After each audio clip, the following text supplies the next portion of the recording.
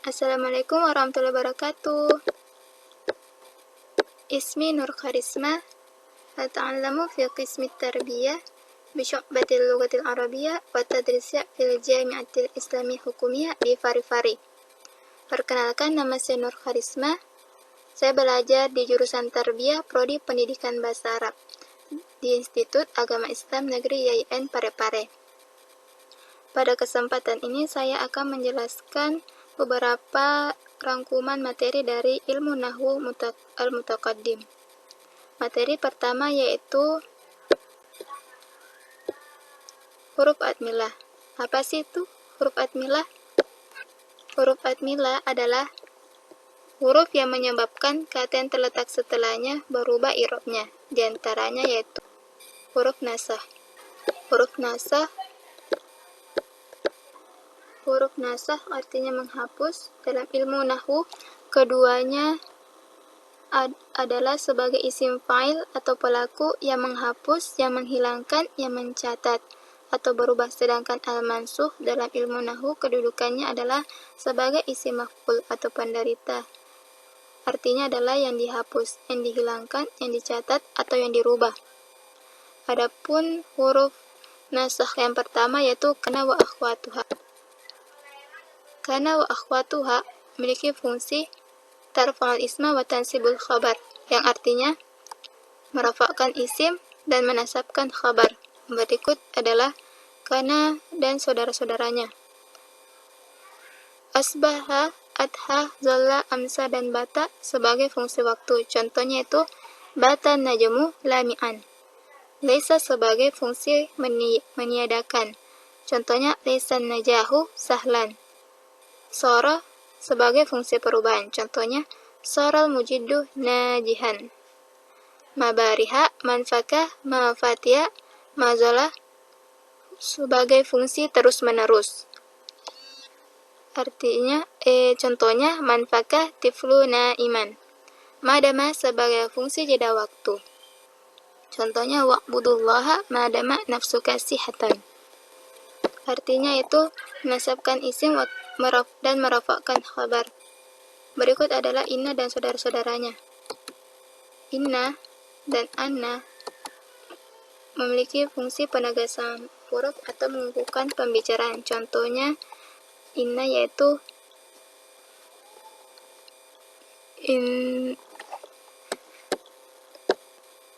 innallaha ala kulli syai'in qadir. Dan contoh anna yaitu asyhadu anna muhammadar rasulullah. Ka'anna fungsinya yaitu penyerumpaan. Contohnya kana wajhaka badrun. Lakinna fungsinya sebagai menyangkal. Contohnya huwa alimun lakinnahu ghairu amilin. La'alla artinya fungsinya sebagai pengharapan. Contohnya itu la'alla aliyun maridun. Laita contohnya fungsinya sebagai berangan-angan. Contohnya laita syabbah ya'udu yauman. Huruf nasah yang ketiga yaitu dhanna wa akhwatuha. Dhanna wa akhwatuha memiliki fungsi tansibul mubtada'ah wal khabar, menasabkan mubtada' dan khabar. Berikut adalah dhanna dan saudara-saudaranya. Dhanna wa hasiba wa khala wa zama. Wa za'ama artinya fungsinya itu bersifat persangkaan. Contohnya zanantu fajra qariban. Ra'a wa alima wa wajada memiliki fungsi menyatakan keyakinan. Contohnya alimtus sadaqah munajjian. Attakhaza wa ja'ala fungsinya yaitu tahwil dan tahsyir. Tahwil yaitu mengubah sesuatu menjadi sesuatu yang lain, dan tahsyir merubah sesuatu dari satu bentuk ke bentuk yang lain. Contohnya yaitu ja'altu khasyabah baban. Selanjutnya Huruf admilah yang kedua yaitu huruf nasab. Adapun huruf nasab yaitu anna, izan, lan, kai, lamukai, lamul juhud, dan hatta. Contoh an yaitu nahnu nuridu an narji'a. Contoh izan lan yanjahal kaslan. Contoh lan izan tanjaha. Contoh dari kai aji'a akaltu khubza la kai aji'a. Contoh lamukai ji'tu li'ata'allam. Contoh dari lamul juhud maka Allahu liyu'adzibahum. Contoh dari hatta al-khut la tatakallamu hatta tantahiyal khutbatu. Kemudian huruf admilah yang ketiga yaitu huruf jazam. Adapun huruf jazam yaitu al-amri, lamul alam, lam, lamma, alamma, lamunahi, lamu amri, yaitu harfu jazam yang menjazamkan satu fiil. Contohnya itu alamma yahdura abuka. Kemudian ayu, ma, mata, aina, ayana, anna, mahma, kaifa, in, idzan, man, haisuma. Harfu jawazim yang menjazamkan dua fiil. Contohnya man ya'mal su'an yujza bihi. Huruf pada materi yang ketiga, materi keempat yaitu huruf jar. Huruf jar yaitu min, wa, ila, wa, an, wa, ala, wa, fi, wa, rubah, wal, ba, wal, kaf, wal, lamu, wa, huruful kasam. Contohnya ramaitus sahma anil qausi. Dan pengaplikasian kalimat huruf kasam yaitu wallahu la ta'allamana mujtahidan billahi la u'aqibannal kasula. Dan tallahi la aqidanna asnamakum. Materi yang kelima yaitu huruf ataf.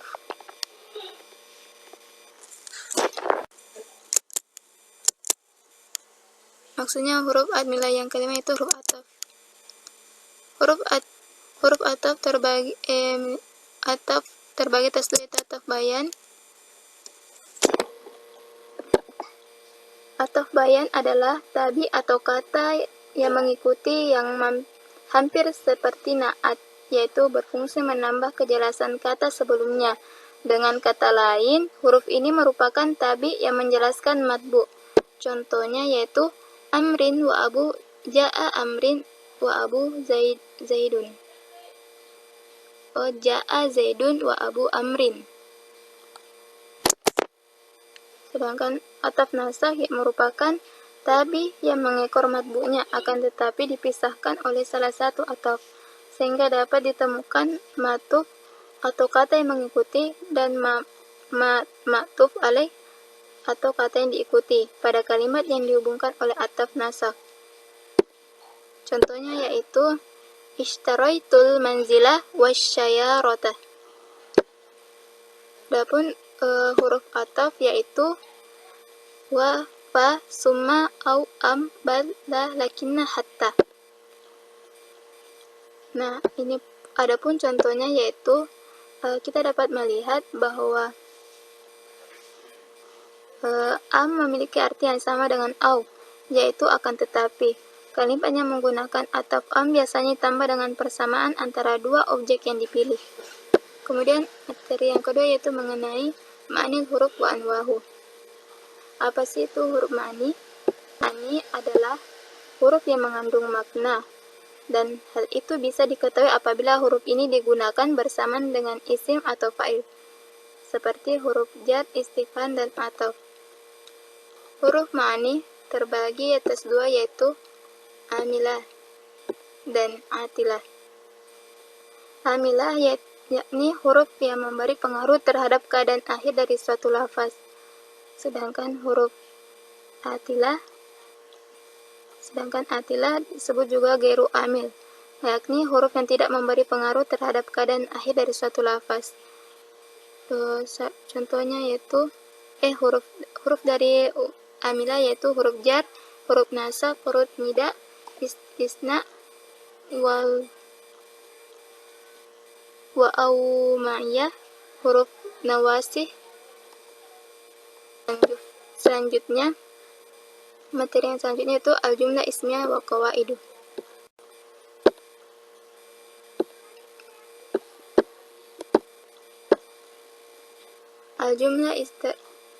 Pada jumlah ismiyah terdapat mubtada dan khabar. Mubtada terbagi atas dua, yaitu isim dhamir dan isim zahir. Isim zahir artinya nampak jelas, dan isim dhamir yaitu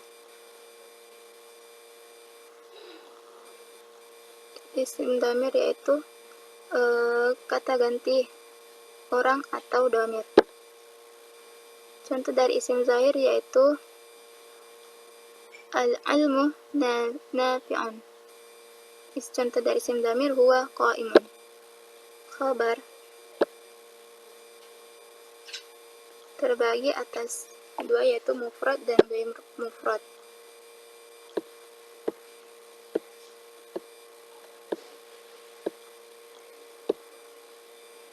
Contoh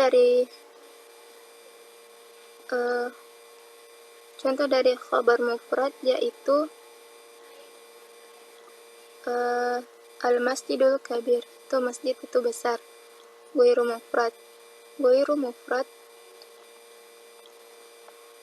khabar yang terdiri dari jumlah dan syibul jumlah. Sedangkan khabar mufrad tadi khabar yang terdiri dari bukan jumlah atau syibul jumlah. Ghairu mufrad, jumlah dari ghairu mufrad terbagi atas dua lagi, yaitu jumlah ismiyah dan jumlah fi'liyah. Contoh dari jumlah fi'liyah itu Zaidun mata abuhu, dan contoh jumlah ismiyah itu Khalidun habibatuhu jamilatun. Sedangkan syibul jumlah yaitu terbagi atas dua, itu jar majrur dan dzaraf. Contoh dari jar majrur itu Zaidun fi dari. Contoh dari dzaraf yaitu Zaidun indaka. Adapun khabar muqaddam dan mubtada muakhar, syaratnya yaitu mubtada berupa isim nakirah, sedangkan khabarnya berupa syibul jumlah, dan khabarnya berupa kata ta. Kemudian materi yang ketiga itu alamatul i'rab.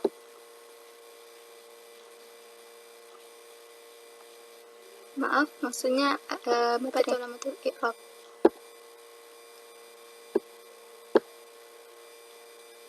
Isim terbagi atas tiga, yaitu mufrad, musanna, dan jamak. Contoh dari mufrad yaitu mu'minun. Contoh dari musanna yaitu mu'minani atau mu'minaini. Dan jamak terbagi atas tiga, yaitu jamak muzakkar salim, jamak muannas salim, dan jamak taksir. Jamak, contoh dari jamak muzakkar salim yaitu mu'minuna atau mu'minaini dengan menambahkan wa dan nun atau ya dan nun pada akhirnya. Dan jamak muannas salim yaitu menambahkan alif dan ta pada akhirnya. Contohnya itu mu'minatun. Jamak taksir artinya, contohnya itu buyutun. Nah, di sini jamak taksir tidak menggunakan rumus. Jadi buyutun berasa mufradnya itu baitun, namun berasal dari kata baitun. Selanjutnya isim maksur dan manqus. Isim maksur adalah isim yang diakhiri dengan alif lazimah, baik alif tegak atau bengkok, yang huruf sebelumnya bertanda fathah. Sedangkan isim manqus adalah isim yang diakhiri ya lazimah, dan huruf sebelumnya bertanda kasrah. Contohnya isim maksur ialah asa dan mustashfa. Contoh dari isim manqus yaitu al-qadi dan ad-da'i. Materi yang terakhir yaitu al-jumlah fi'liyah.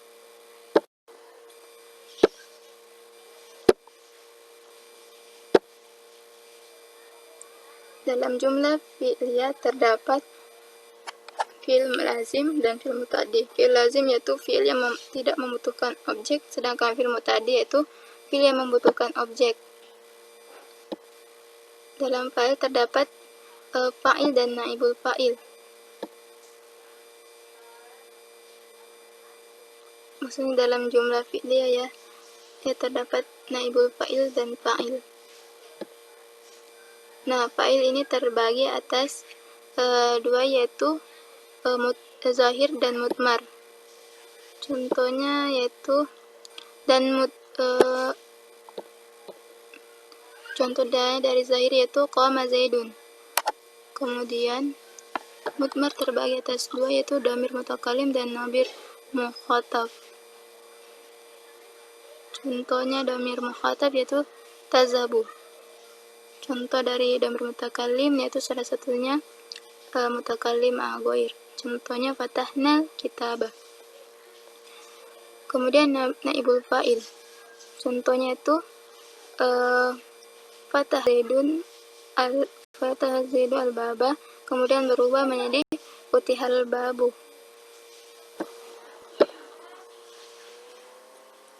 Yumkin hakaza minni afwan ala kulli khata'i. Terima kasih atas perhatiannya. Maafkan bila ada kesalahan yang terdapat dalam ucapan saya ataupun tulisan yang tertulis dalam materi ini. Syukran, jazakumullah khairan kasiran. Wassalamualaikum warahmatullahi wabarakatuh.